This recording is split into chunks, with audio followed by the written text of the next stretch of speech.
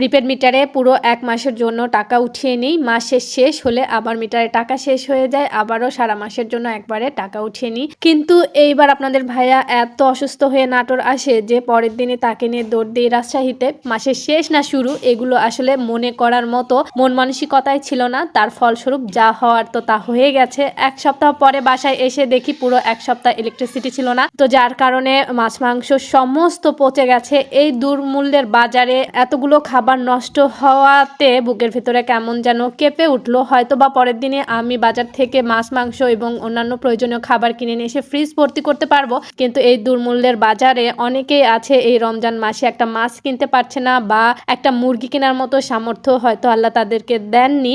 কিন্তু দেখেন কত বড় দুর্ঘটনা ঘটে গেল। আমার এরকম 3 বালতি খাবার ফেলে দেওয়া লাগলো। আসলে কি বলেন তো, ভীষণ আফসোস হচ্ছিল, কিন্তু করার কিছুই নেই। দুর্ঘটনা আসলে এভাবেই আসে, বলে কয়ে আসে না।